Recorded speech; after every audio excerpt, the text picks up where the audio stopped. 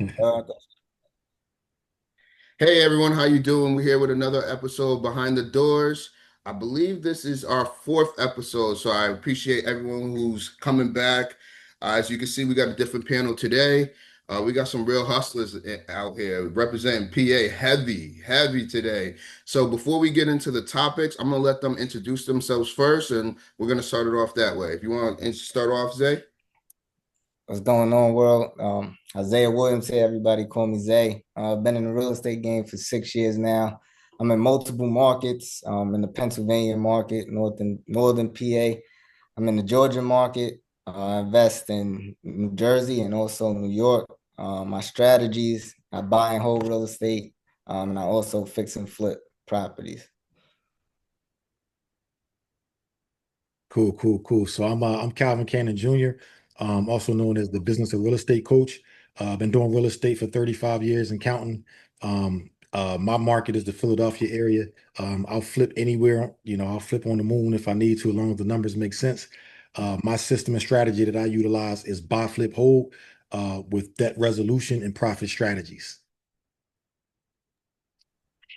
And what's going on, guys? My name is Benito. Also in the Philadelphia market. Been doing this for less than 3 years, utilizing the Burr method and moving into flipping this year and new construction, ramping up this year. So, um, yeah. All right, cool, cool, cool. So everyone knows who the players are. Once again, we're going to have a discussion on real estate investing, the good, bad. Hopefully we could get all that out in this particular episode. So let's just start off with the first question I got written down. What's a deal that you almost didn't do, but ended up being one of your best deals? So if anyone wants to start off with that particular question, don't make me pick you out. Let's go ahead and let's be proactive. Let's go. Yeah, I'll start it off. I'd say the first deal is probably like the scariest deal, right? Like, you're probably very fearful. It's a lot of money on the line, that you're not used to. And for me, it was a lot of money on the line.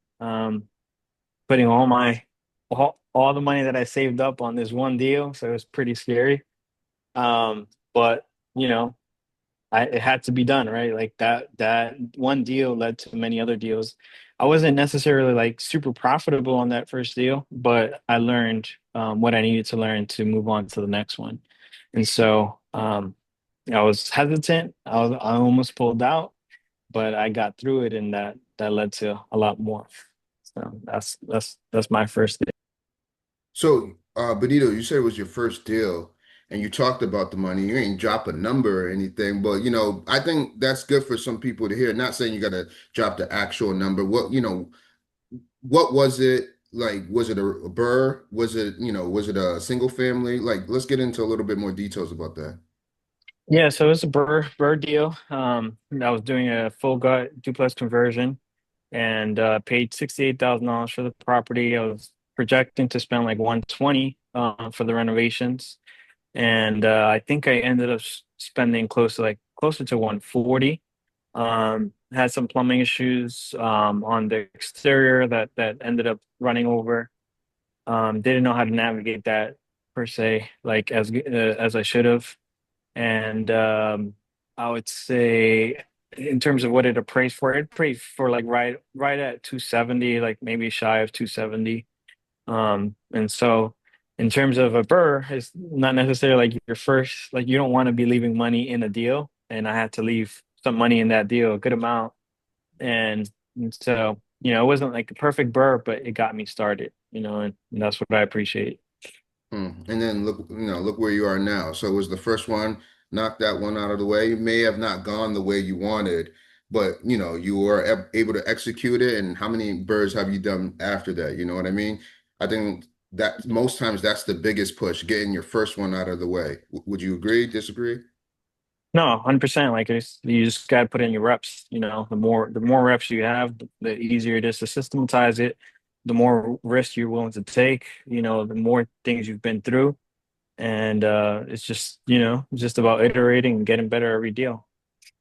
Would you say that deal's middle of the pack, one of your best, or Not the best in terms of numbers, the best in terms of experience, you know? So I sometimes I like I'm big on like taking risk on things that are going to give you experience. So it doesn't necessarily mean like dollar amount, but if it's going to get you to where you want to get to, I'd rather take those deals all day, right? Like right now, I'm constantly challenging myself, like get into higher luxury flips, getting into new construction, high-end new construction flips. Those are all challenges that I haven't been through, but I'm willing to go through them. And I'm not looking for the highest dollar amount in terms of profit, but I know like that's going to lead to more. And so that's what I'm after. Nah, dope, dope, dope. Calvin, you've been in the game. I know you got a few of these. Talk to me. Yeah. So I would say one of my most challenging deals. Um, First deal was probably coming out the gate using my own money, not being educated enough about OPM. My first deal, I used a stipend check, um, and I didn't have any money, didn't have any experience, didn't have any contractors, didn't have nothing. I just knew that I wanted to do real estate, not so much because of real estate, but I wanted to do real estate because I wanted my independency and my freedom. So when I got that property, I paid cash for the property, didn't go through no title company, didn't get no title insurance, didn't know contractors to do the work. I was trying to figure it out myself. Wasn't no YouTube back then, wasn't no Instagram back then. It was AOL and MySpace, and not too many people out there was talking about real estate, right? So got the property, held the property for a couple years. I lived in every unit of the property. I fixed it up myself. I mean, I was doing electrical work with duct tape, black electrical wires. I was nervous because I didn't know what I was doing. Then I had a squatter move in on one of my floors. This was actually a quad too that I'm speaking of. I came home one day, a squatter was living on one of my floors. Didn't have a renter's license, didn't know how to get rid of a squatter. So I spent a lot of money learning. I was still working a 9 to 5 job, so it wasn't hurting me too bad. But a lot of my money I was dumping into this particular property, which became a money pit. Picked up the property for 5,000. Roughly, I probably put in it maybe like 35,000. But back then, 35,000 was a lot of money, and I didn't have it. Um, had to fight the squatter situation, had to hire an attorney, charged me $1,500, $2,000 for that. It was a lot going on back and forth.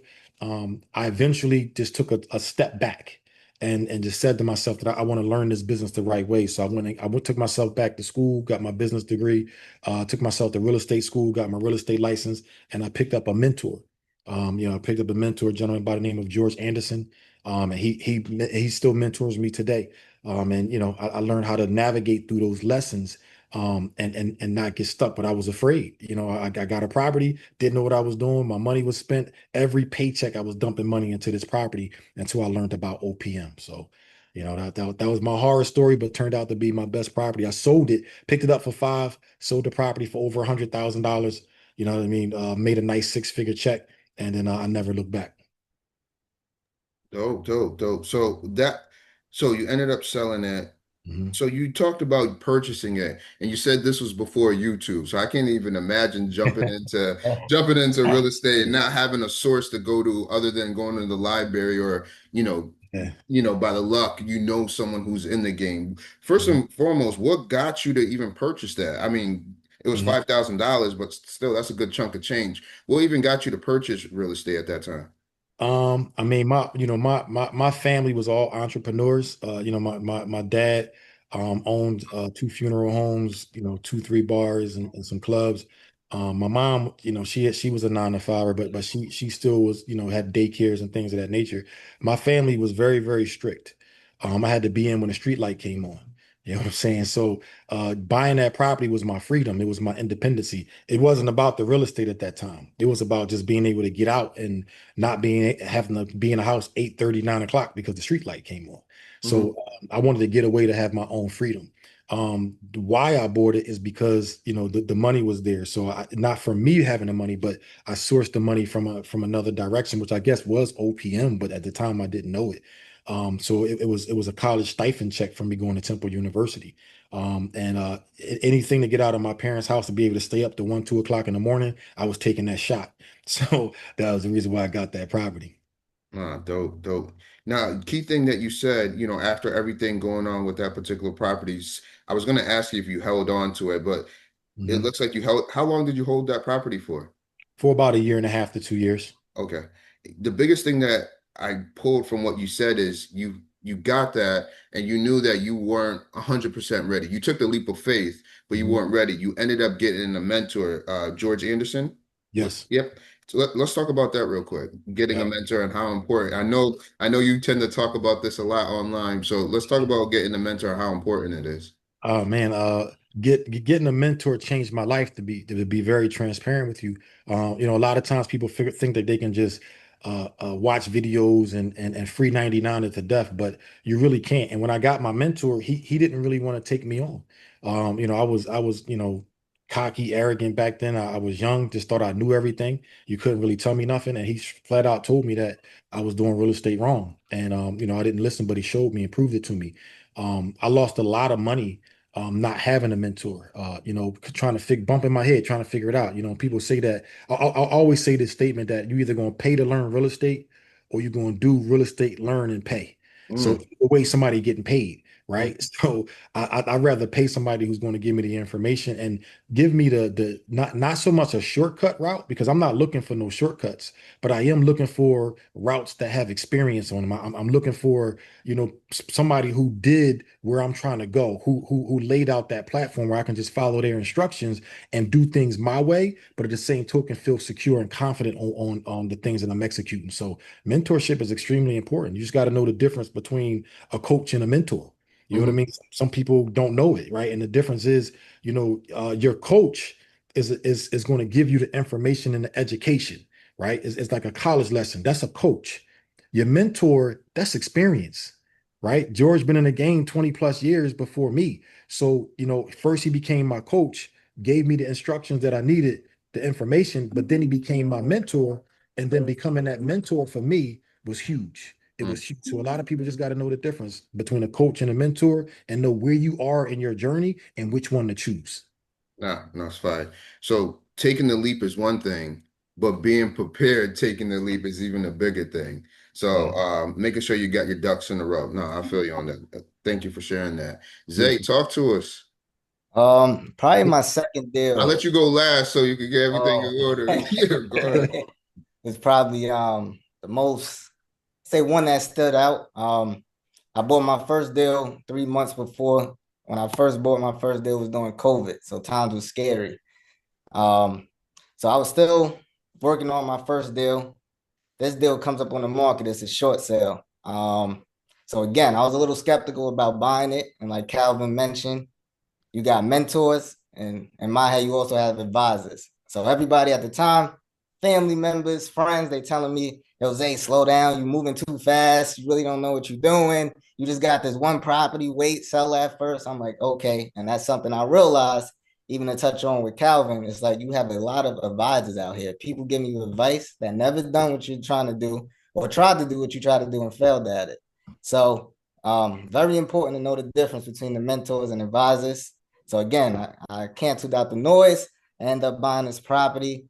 It was a condo for 185,000. Mm. Again, interest rates were great back then. So I said, you know what? I'm gonna slide into this, live here for a year. Interest rate 1.99% at the time. Mm. So I moved in there, doing my work, busting my ass in there. So I could curse on here, Gus. Of course. Oh, There's no I'm limitations on busting my this. ass doing the work. It was like a $15,000 to $20,000 rehab. So again, I think it appraised at like 250 at the time. But I still actually have it to today. Now it's worth like over 400,000, and it's Mm, one of my highest cash flowing properties in my portfolio right now. So thank God I didn't listen to those advisors that wasn't doing what they're doing and giving me all this advice to slow down, don't do it.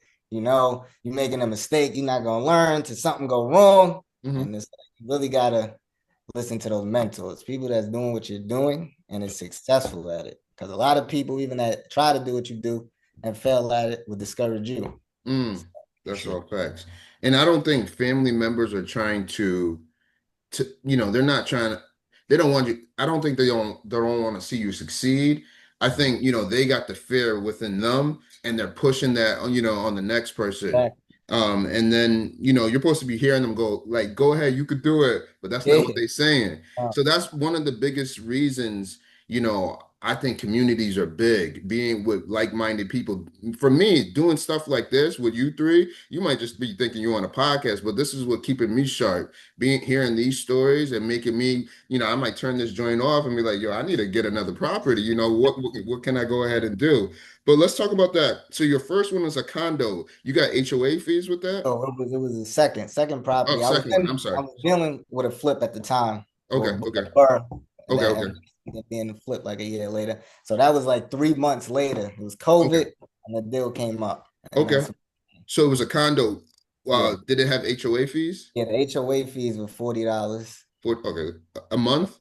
Yeah, $40. Okay. Yep. And then you brought it for 185, you said? Yep. And the rehab 185. was how much? It was like 20,000. 15 to 20. 20,000. Let's go with 20,000. Okay. And then where was this, if you don't mind me asking? This was in Orange County, New York, in Monroe. Oh, nice, nice. Okay. Yeah. All right. Let me ask you this. Being because your first property, you're thinking about flipping and whatnot. This one is a long-term hold. You still have it right now. Let's talk about renting it. When you finally got it all done, how was that process for you? So that was good. When I finally got it all done, I lived there for about a year. Okay, Then so I you lived moved. there. Okay. Yeah. And then I decided to rent it. So when I rented it first, I started doing Airbnb Hmm. because a lot of, it was Lego land up there. They just built Lego land. You got the apple picking, pumpkin picking, all that stuff. So it was getting booked out Hmm. crazy every month. And then what I learned in anything in real estate, right? You gotta learn to adapt and pivot. The town got wind of it and put an ordinance in and then stopped Airbnb. So they sent me like a $10,000 fine. I was actually able to talk to the town. They said, listen, just take it down. We'll waive it. So then I started doing like medium term Hmm. rentals. Midterm? So Okay. midterm, I'm sorry, Yeah. yeah. So minimum 30 days, like 6 months. So I had traveling nurses, people on here on work contracts. And then I just transitioned to renting it long term at this point now. But the Good, medium good. term was good. It was just a little tough, like the construction work and the thing. They was trashing the place, man. Let me ask you what, that wasn't your first one. Let's go to your first one. What made you buy the first property? Like, how did you get where you are? What made you put money down to buy that first one? So I was surrounded, my family. Well, I said my uncle, he was in the real estate game, so he was more of an agent. But like growing up, he always school us, me and my friends, like, listen, passive income, learn how to make money work for you. Dang. So I mean, when I graduated high school, he got me the book Rich Dad Poor Dad. I'll Mm. be honest, I didn't read it. It was money in the back. Right? I took the money out the back of the book, threw it down. I'm like, yo, Unc, like I graduated, you got the 650 drop top Beamer at the time. Mm. All that for the weekend. I want some Gucci, I want some Louis. And then 3 years later, I read that book, and that book changed my whole mindset. Right? It don't teach you how to get rich, but just the mindset shift and how Hmm. to make money work for you. Neither dad in the book was poor. Um, so after reading that book, I figured one of the ways where I can make passive income, and don't get me wrong, it's not all passive. If I sat here and said, oh, it's super passive, I'd be lying. But I Hmm. figured one of the ways I can learn how to make money work for me would be through real estate. So Dope. that led me to buying my first deal. It took a while. I was scared to fail, just taking that leap of faith. I wish I would have done it sooner, but eventually jumped into it and did it. And now you're here. And the key Yeah, thing I heard was it took you about 3 years to read that particular book for you to change your mindset. So I got a yeah. question for everyone. Is it what's more dangerous for an investor, taking too long or going too fast as an investor? And anyone Mm, can step up and answer Mm. I think, oh, go ahead, Calvin. You got the floor. You got the floor. I mean, they both dangerous. They both dangerous. Moving too fast can be dangerous because you don't have directions, right? Information without instructions is dangerous, right? But moving too slow, you miss opportunities. So sometimes you got to pick your poison. Um, Me coming out the gate, if I had to do this all over again, I'm moving fast, Mm-hmm. right? Because you already gonna make you already gonna hit some roadblocks. The slower you move, you're gonna get, analysis paralysis. You're gonna get all this information, but you're going to be, overwhelmed on how to execute it. You're gonna get afraid. So I'd rather move fast and then pick up the pieces along the way versus sitting back playing with my fingers and watching everybody else win while I'm studying and I'm reading. Yes, I might come off a little bit more effective, but guess what? With you reading to get started on Monday, I'm executing Tuesday through Friday. Mm. You know what I'm saying? So, I mean, both of them have advantage and disadvantage, but for me, I'm putting my foot on the gas pedal. I'm going. Well, Yeah, I Zay, what you definitely think? would agree with Calvin. I mean, you definitely got to be careful moving too fast, but I'm a big component, right? Just, kind of taking action. And I'm a big believer in, failure is the key to success. The quicker you fail, the faster you learn. So you Yeah, have like the opportunity to do something, right? You in your 20s, that's what I tell people now in their 20s. Don't wait till you're 40. And then now you want to start investing or doing whatever you wanted to do in life. And now you're failing at this, age. There's nothing wrong with it, but Mhm. the sooner you get into it, right, the faster you learn. It's like touching a hot stove, right? Would you rather touch a hot stove when you're 50 years old, lean up on that stove and get burnt, or you touch it when you were a kid and now I know what this could do to me. Oh shoot, yo, Zay, you got bars. You got bars. Benito, talk to me. Nah, I mean, I would say go fast. Mm. Go fast and iterate often. Like that's been my methodology. Just iterate after each project. See where you're doing good and where you're not. Where's your weaknesses? Where's your strengths? And you know, I feel like what I agree to what Zay said. Like you're not always going to be young. So if you're young, use your energy now, and then you can always have the option to slow down. But prices of houses are only going up. Construction costs are only going up, right? So, like the houses I bought 2, 3 years ago, they're not existent now, right? They've gone up in price, and so just take advantage when the opportunity is there. So, I'd rather go faster. No, I definitely agree with that. If you don't mind me asking, uh, Zay and Benito, how old are you? Both of you two. I'm 30. 33. All right. So 30, yeah. yeah, for me to just and Cal, I'm not going to ask you because you said when you first started it was before AOL, so I got a number.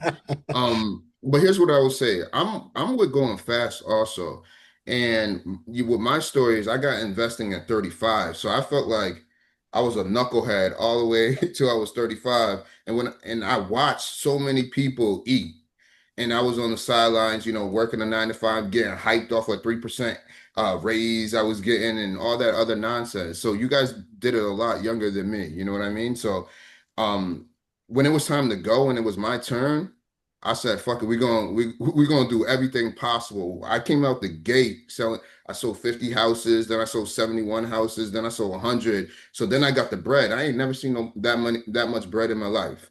And not saying I was a multi-millionaire or nothing like that, but I never seen that much bread. So what I did at that point is I got scared because I got scared. I was like, yo, what if all this shit one day is gone? I need to go ahead and put this into something else.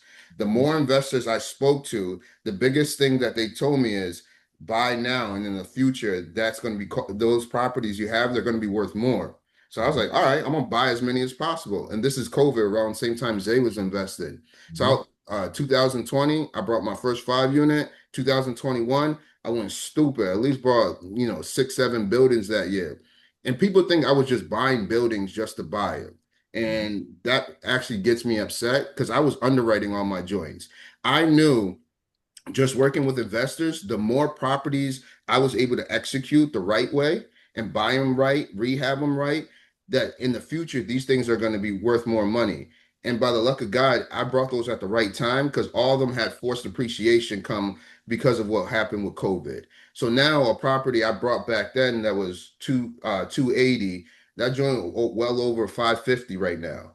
And the Mhm. only thing I did was purchase it, fix a little joint up, rent it out, kept it moving.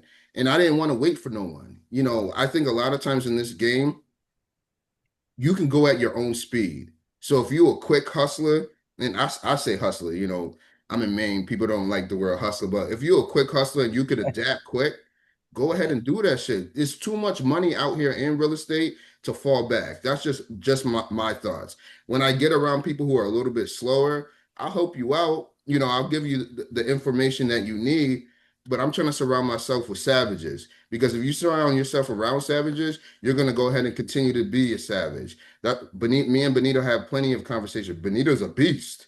So I like talking to him every day, learning new things about what he's doing. So those are the things that I could potentially implement on my end. So with that particular question, I do go with faster also. I don't think anyone picked a slower. So let me ask this next question. Do you think having too many doors is a disadvantage? Because sometimes we hear, yo, you know how people introduce themselves, yo, I got 1,000 doors. Yeah. Really, the motherfucker really got like 1% ownership in those 1,000 doors. But I'm talking like legit doors. So people, they got X amount of doors. We'll say over 50. Do you think that that's an advantage or a disadvantage? I'll let anyone go from there. I think that really depends. I guess if you focused on quantity over quality, maybe.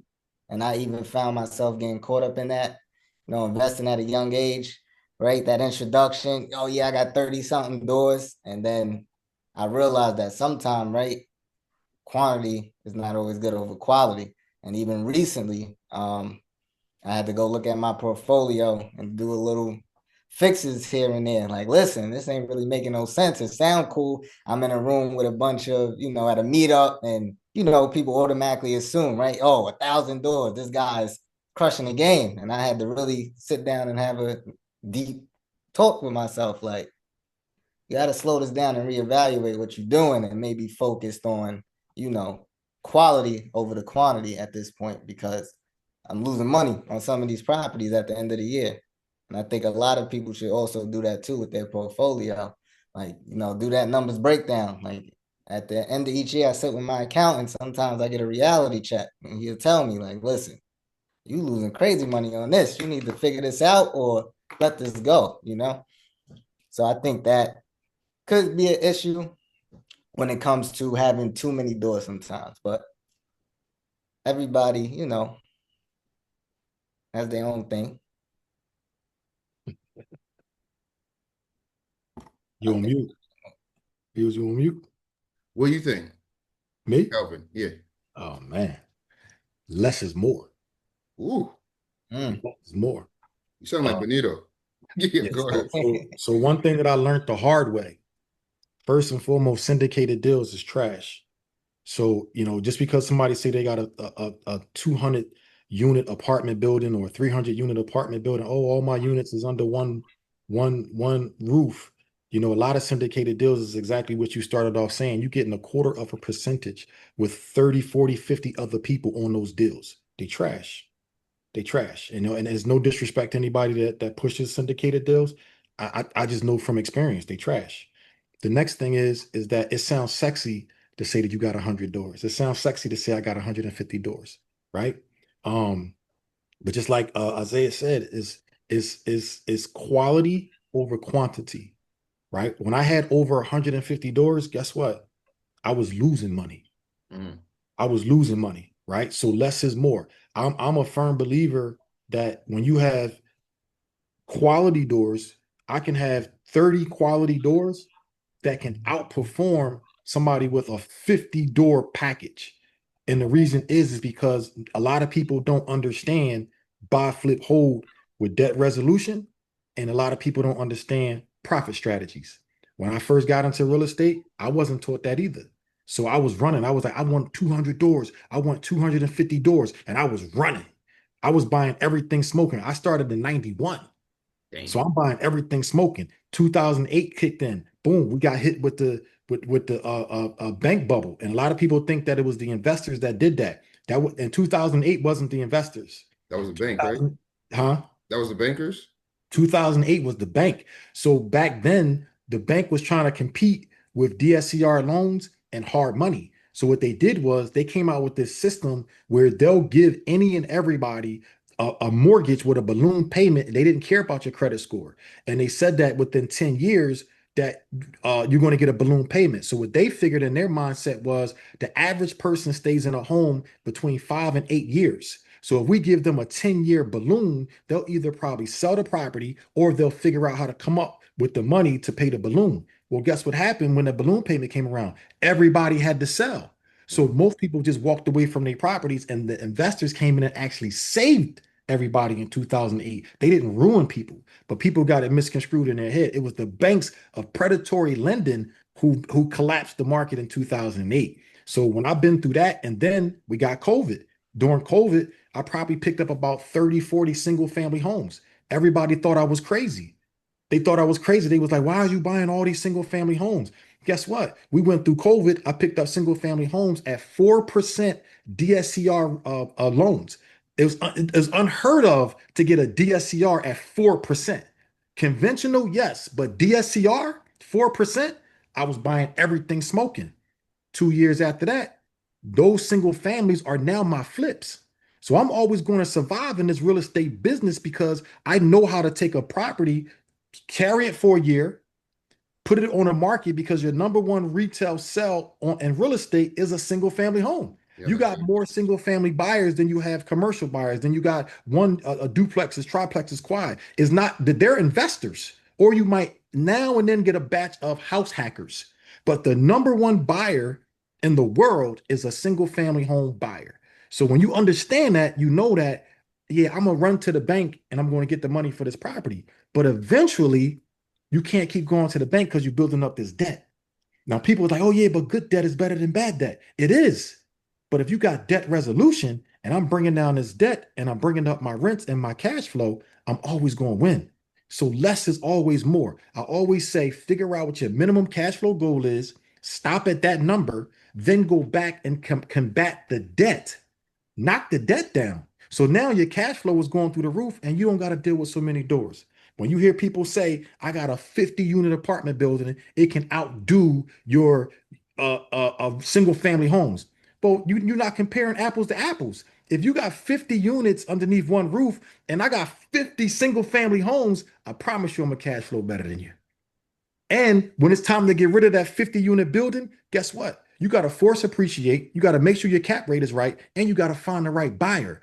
My 50 single family homes, I'm just selling them. I'm selling them. I don't got to find a buyer. The buyer got to find me. they all got equity. They all got And you equity got in them. equity. Less is more. Always less is more. Less is more. So let me ask you, because Zay brought this up.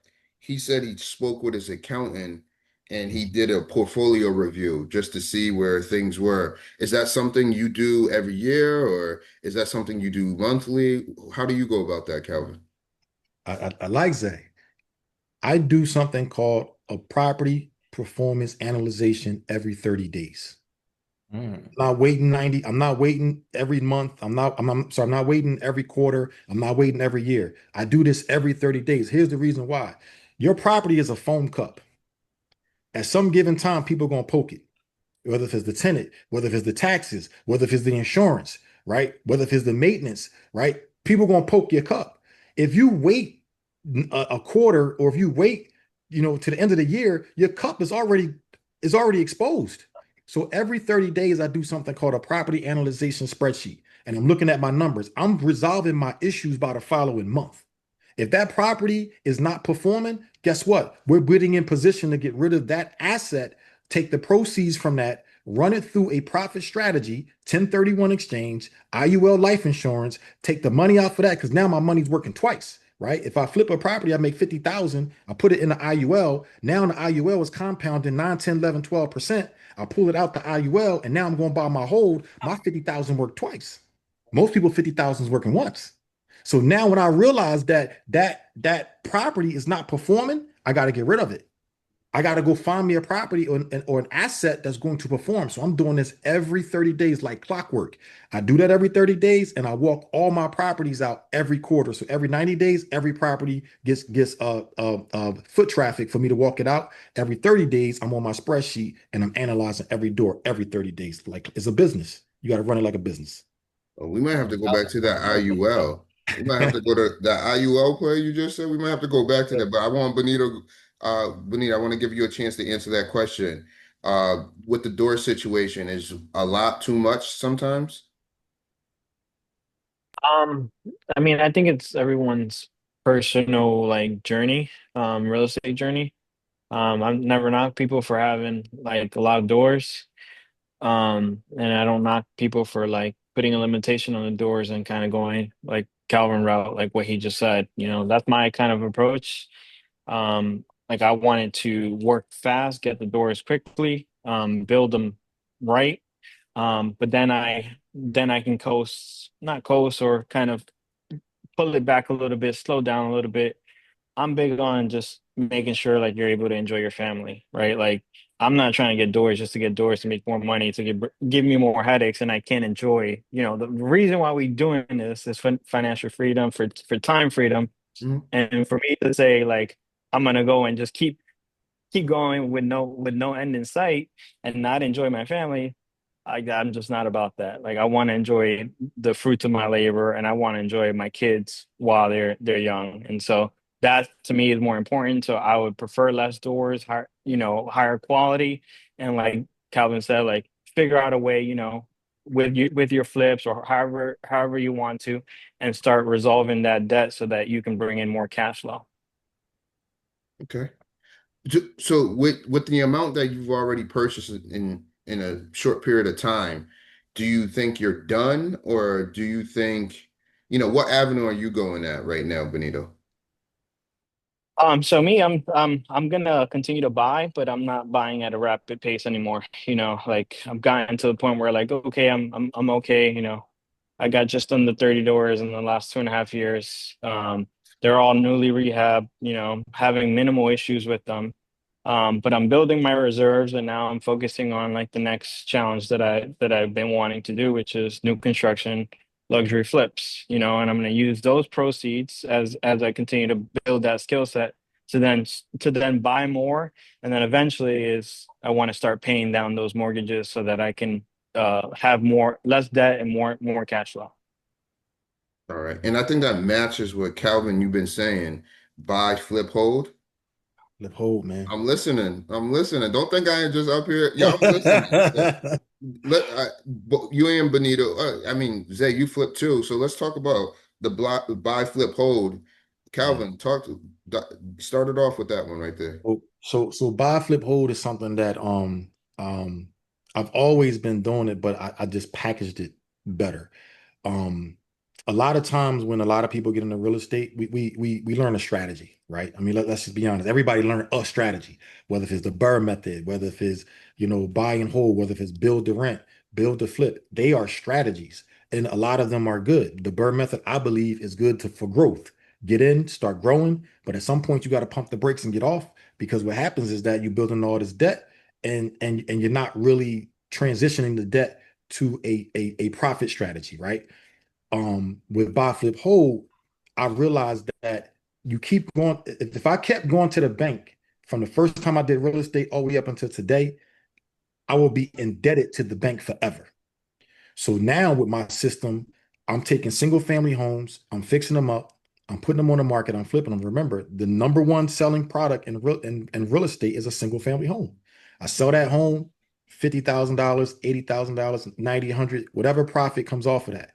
I run that through a 1031 exchange. Here's the reason why is because when I bought the property, I turned it into a rental.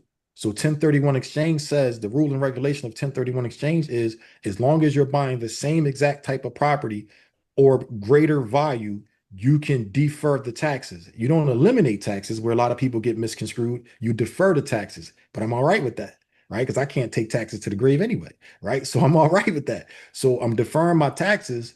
Then I take them out of the 1031 exchange. I'm going to run it through the IUL.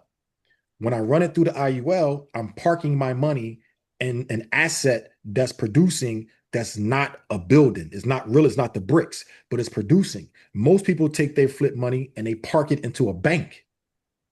And the bank don't give you nothing but 0.0025% or even 0.03% at a max, right? And then even if you get a high yield account at 1, 2%, it's still not enough. I'm getting 9, 10, 11% in my IUL. Then I take that money out and then I buy my hold. So now essentially, when you get to the point where you say, I want $15,000, $20,000 cash flow each month. Now I'm going to stop my growth. I'm gonna put a pause on the growth. I'm not going to stop it. I'm going to put a pause on the growth. And now when I flip, I'm going to take the proceeds out the flip, run it through the profit strategy, and then take it out. And then I'm dumping it on the back end of the lowest performing property that I have in order to get the debt down. Then after 1 to 2 years, I'm doing a term and rate refi. So now I just increase my cash flow. If I continue this system as I'm going, I'm dropping my debt down and I'm increasing my cash flow. That's why buy, flip, hold is not a strategy. It's a system, right? You make the money on a buy. We all know that. You make the money on a buy. That's where the money's at. But you keep the money on the management, the process, and the systems. And that's why buy, flip, hold is the number one product and the number one system you can use in real estate today. If you're not doing buy, flip, hold, you're going to run into a roadblock somewhere. And you're going to figure it out later that I should have been doing buy, flip, hold. Okay. Zay, with your flips, what's your goal with those? The flips that you're doing? So I'm just fixing them up, relisting them. I gotta go sit down and go to dinner with Calvin, man. um, yeah. So I'm just right now. I've been using a lot of private money, so I got a lot of private money, lenders on deals, and I'm just giving them returns on the money. However, it takes 6 to 8 months, so give them like a 10% return to 15% return, depending on the deal, depending on the state that we're doing that flip. And that's pretty much what I've been doing lately. So in this area where I'm in the New York and Northern Jersey area, and then also in the Savannah market in Georgia. Okay. Okay. But Benito, I know you touched upon doing luxury flips. What got you into that? Was it the passion? Is it the spread? Is it a combination of multiple things? So I mean, like from the get, I knew like I wasn't gonna be trying to live off of my rental income. I want to build reserves, right? I build quick. I got a lot of debt. I know things are going to need to be serviced, in the near future, and I want to be able to have those reserves. So flipping for me is one, it's fulfilling like the desire to do construction. I love to do construction. I love that luxury flips are going to give me a little bit more like flexibility. I get to choose different choices. Doing the rentals, it gets really boring because you're doing the same stuff over and over.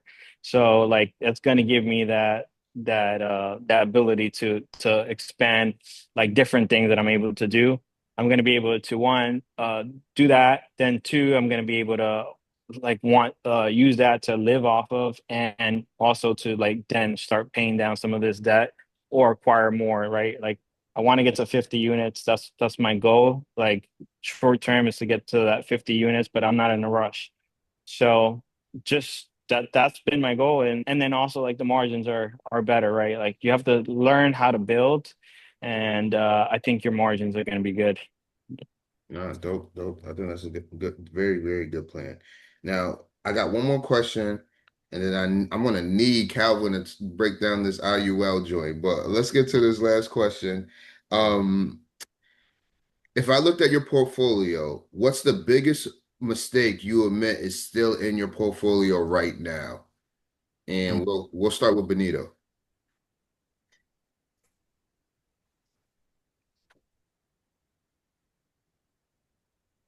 I don't know. I mean, biggest. So repeat the question one more time. Yeah, no problem.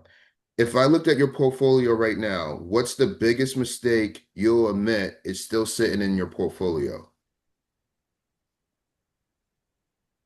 I mean, I would say like biggest mistake is probably like the earlier stuff that I was buying, right? I was just buying in, D neighborhoods, C- neighborhoods, and I mean that's where the deals were coming, so that's where I was doing them. But I would say like I don't know, I'm not necessarily like you know from a cash flow perspective, they're not the greatest. They're good assets. I think I built them decent.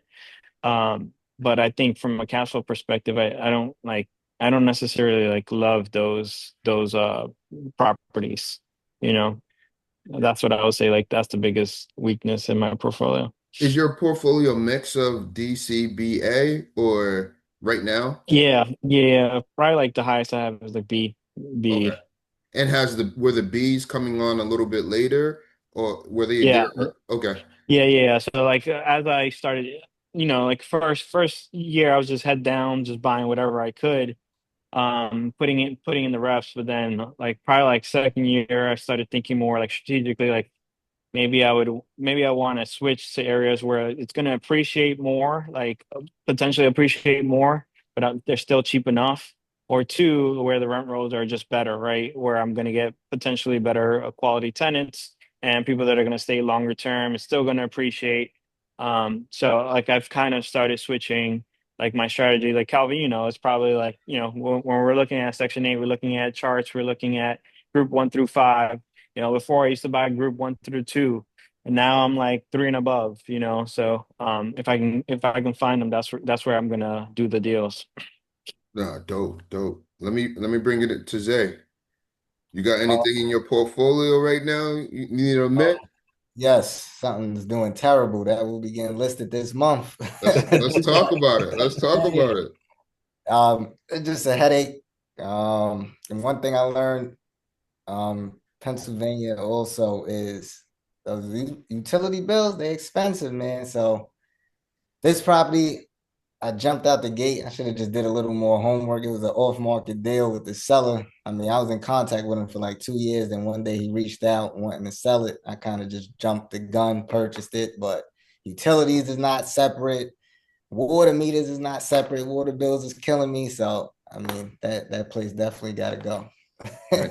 It's something you plan on listing ASAP, huh? Yeah, ASAP. I So, had it oh, for about go two ahead. years now, and then I got to do the Calvin method every 30 days.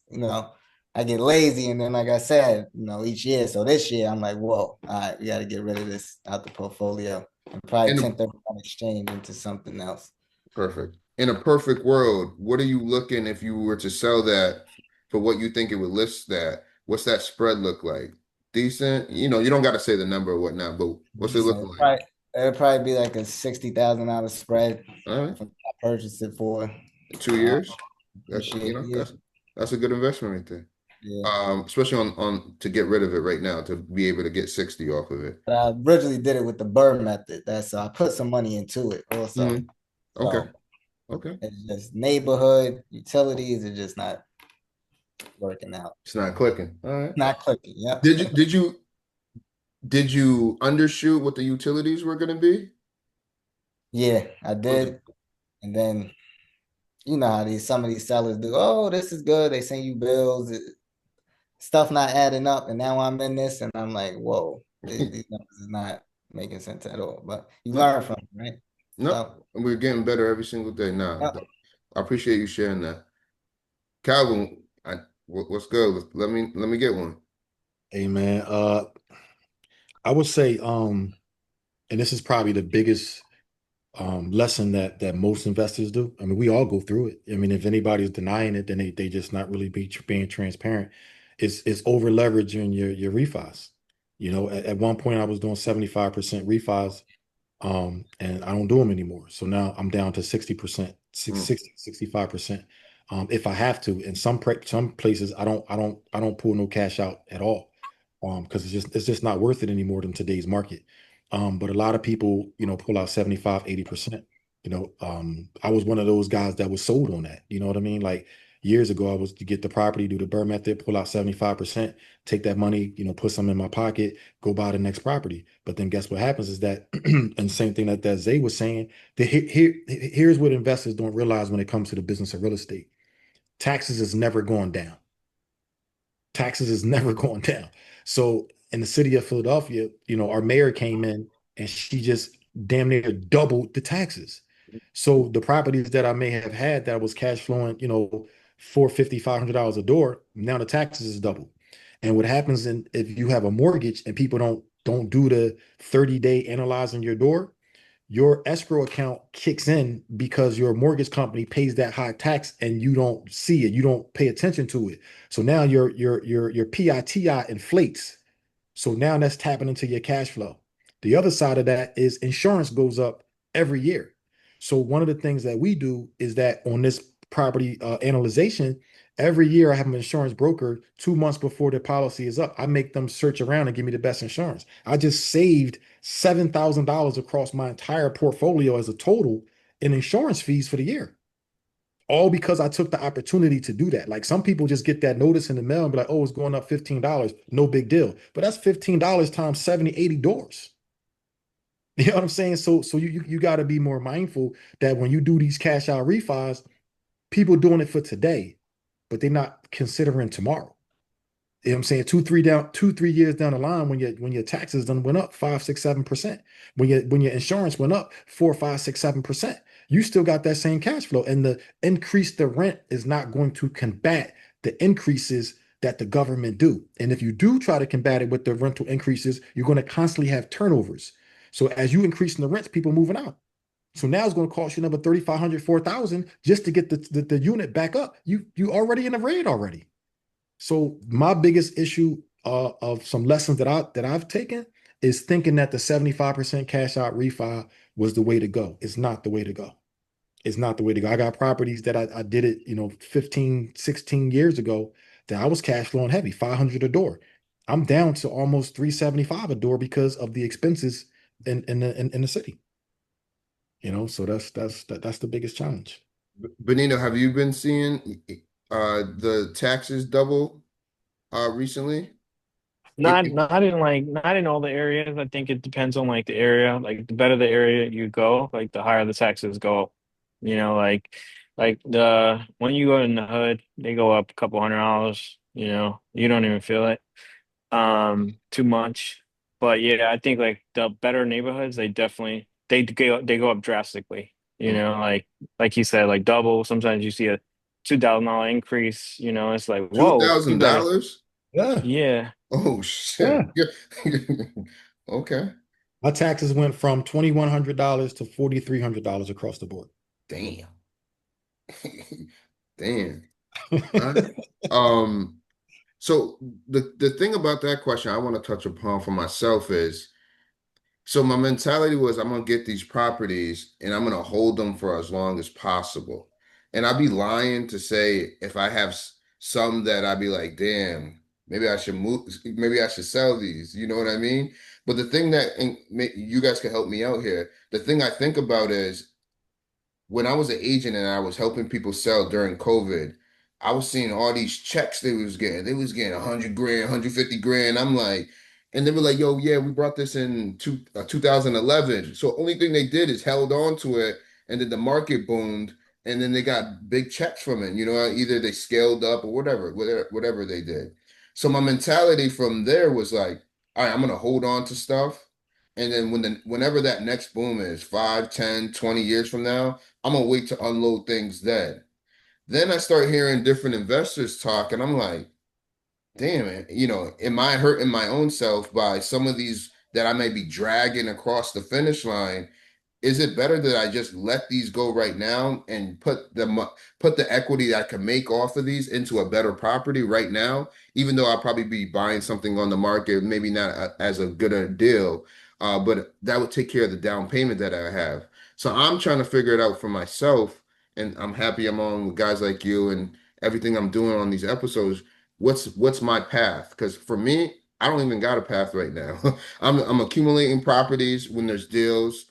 If I see something that's a flip, I may do 1 or 2 flips, but I don't know what my 100% end goal is.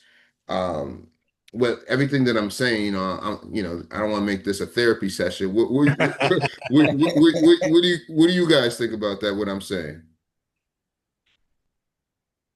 I, Nothing. I mean, You know? well, so here's the thing, right? Nobody's promised tomorrow, right? And I'm probably the most seasoned age person on the call, right? So a reality check got to kick in at some point, right? I got more time behind me than I got in front of me. That's just reality. Mhm. Sometimes when you look at, should I sell, should I hold, you really got to have a game plan, right? The biggest shell shocker that came to me was you got to ask yourself this very important question, and I pose this question to everybody here. What you building it for? Who you building it for? Because when you think about that and you really let it sink in, like, but years ago we would all say, "Oh, I'm building it to pass it on to my family. I'm building it on to pass it on to my kids. I want my kids to have something." Really? Do you think your kids really gonna want to do what you did? Like you put 20, 15, 20, 30, 40 years in building up this real estate portfolio, this mastermind, this cash flow machine. You pass away and your kids sell it because they don't know how to run it, right? You got all these doors. I tell people that got 200, 300 doors, you are setting your family up for disaster. So you got to think to yourself, what is my end goal? Most people who build businesses build them to sell them. It's only a few people who try to hold on to businesses and don't sell them. The purpose of a business is not to keep it forever.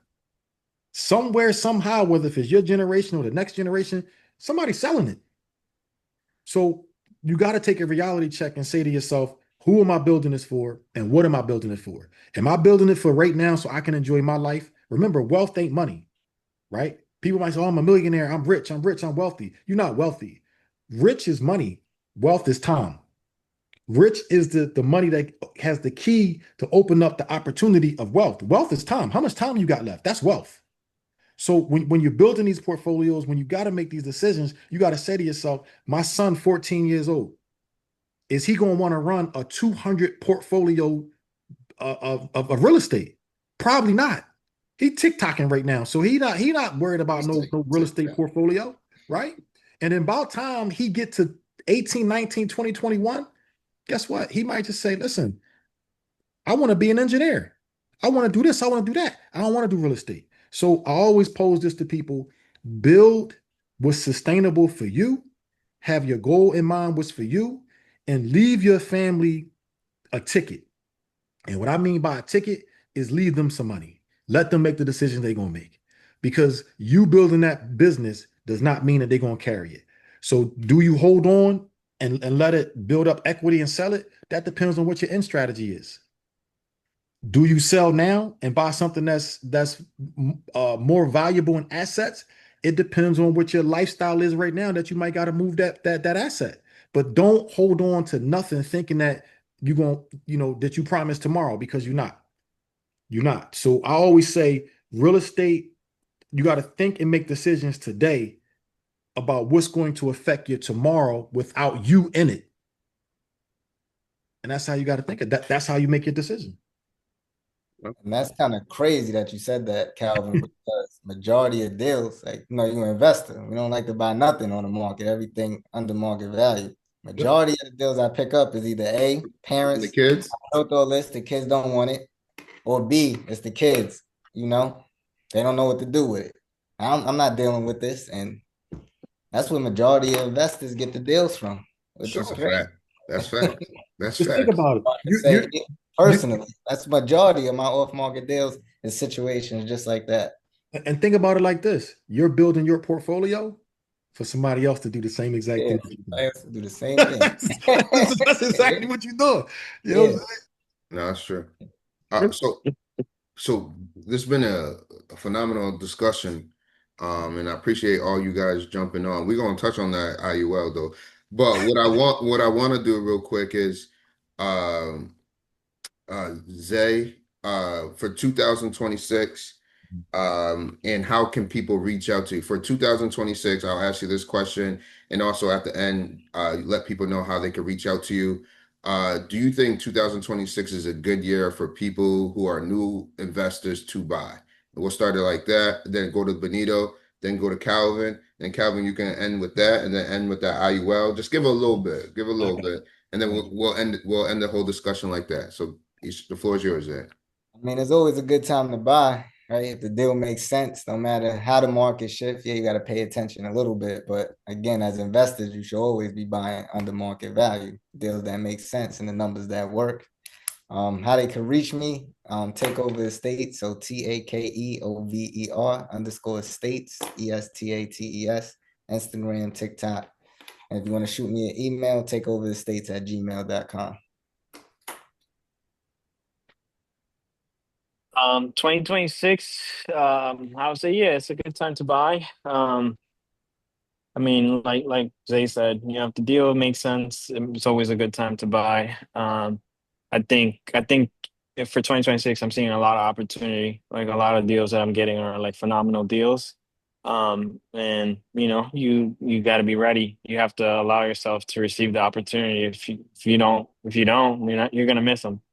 So, yeah, I would definitely say it's a good time to buy for new investors. Even them, you still got to overcome that fear aspect and just hop into it. So put in your reps.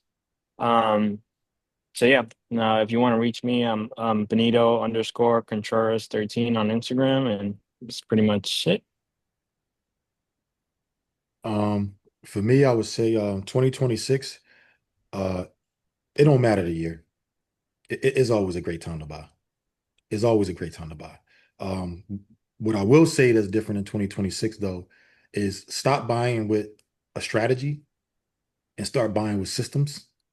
Um, Understand what your end game is. Don't just buy because somebody said that, this neighborhood is hot or this strategy is hot. Really look at your system. What's your system? What's your process? Don't just do real estate as a hustle. Learn real estate as a business because everything that you build, if you don't build the business aspect, is going to collapse because you don't have a foundation, right? So buy in a year, but just understand as a business and approach it like a business. Um, you want to reach me, you can reach me at, Calvin Cannon Jr. on all social media platforms. And the last thing I would say is two things is one, get you a coach and a mentor. Stop trying to do this off of YouTube. Stop trying to do this from just watching and listening to information. Really tap into somebody. You got four people on this call right now. You can tap into any one of us. We're all knowledgeable, all of us. So tap into somebody. If you're watching this video, if you're trying to get information, call somebody, shoot them a message. Hey, listen, I need to learn this, and this. Get to the next level, but stop trying to do it by yourself. Get some help. Get somebody that's doing or is at where you're trying to go. All right. IUL real quick. I'll just jump into this real quick. Won't give you a lot, but I'm gonna give you enough, right? Give us So enough. Give us yeah, I'm enough. gonna give you enough. Sure. So one of the major things right now is that a lot of people sleep on is life insurance is not for when you die. Life insurance is exactly what it says. It's for you to enjoy your life while you're here. So everybody should get a life insurance policy. And if you're not sure how to get that, that's something you can Google. That's something you can look on YouTube and different platforms. But go to my life insurance is through State Farm, right? But you can compare it to a lot of different life insurance companies. But get your life insurance policy, like get it tomorrow. If you can spend money going out, turn up with your life and get life insurance, right? The other thing is, I'm not an advocate of banks. I do use, hard money private lenders to do my real estate. But when it comes to me and my finances, I don't park my money in banks. I park my money in life insurance policies. And the reason why is because I want my money to work for me, right? When you park your money inside the bank, it's not working for you. You park if we all went to the bank and dropped $10,000 in the bank. Today is Wednesday, and we all met up to go get our money out the bank on Friday. Guess what? Some of us might be able to get the $10,000 out, and some of us might got to schedule an appointment to order the money, right? Sometimes you just can't walk in the bank and get your money, but it's your money. So when I realized that I'm giving a financial institution my money to put in a life insurance policy, let that sink in, right? The lender is FDIC insured. The word insured is of insurance policy. So once you figure that portion out, you got to cut out the middleman, right? And now instead of me dropping my money in the bank, I'm going to the IUL. Inside the IUL, you have different ways, and you got to just get the right person to set it up right. My IUL is my bank. I park all my money in the IUL. I let it sit for 30 to 45 days. I pull the money out of the IUL, and to be very transparent, and so you can understand this, when you pull the money out, is a loan, right? Now, some people might be like, why would I want a loan against my own money? Why not? When you pull your money out the bank, you get nothing. You get zero. If I put in 50, I take out 50, nothing is a wash. I put in 50 in the IUL, I take out 50. Let's say the loan is $200 a month, $300 a month, but the money is still parked in the IUL, it's parked. So the $50,000 is still there as if it's working, right? So now I take the 50,000, I go do my investments, whether if it's real estate, stocks, whatever you're going to do, I'm doing my investments. Let's hypothetically say that you hit a roadblock. If I took out $50,000 from a lender and I missed the payment, what's going to happen to me? My credit score going to tank. I'm getting threatening phone calls, right? I'm looking bad to the lender. If I take out $50,000 out my IUL and I decide not to make a payment 1 month, who coming for me? It's my money. It's my loan. Nobody's coming to check me. Now, I don't recommend it because you want to pay the money back. Because if something happens to you, now you got the money out in the street. So let's just say your life insurance policy was $1 million and you took out $100,000. Well, now you have, 900,000 instead of that million because you have the 100,000 out in the street, but you're still going to get paid. Your family's still going to get paid off the life insurance. But I do recommend paying it back if everybody understands that. So I don't park my money into financial institutions that don't do anything for me. I park my money into a financial institution that works for me. Remember, you are the business. You are walking, talking LLC. You are walking, talking LLC. So you got to conduct yourself like a business. And that's how you win with the IUL. Gave us more than enough. We appreciate that. We appreciate it. Well, for you and Benito, I don't know. Zay, do you have a mentorship? No. No, not yet. How about that? Not yet. Yeah. So if you guys want to reach out, Calvin has one, Benito has one. They gave you your social media tags. So definitely check in with them. Check in with Zay. He's doing big things out in his region. And this is what real estate conversations look like. We ain't on here trying to do clickbait saying, yo, you can't make money in real estate. We ain't doing none of that nonsense. What we really talking about, we're talking about making money. We're talking about planning. We're talking about strategy. And I appreciate these guys jumping on. Once again, this is Behind the Doors. I need you guys to click, subscribe.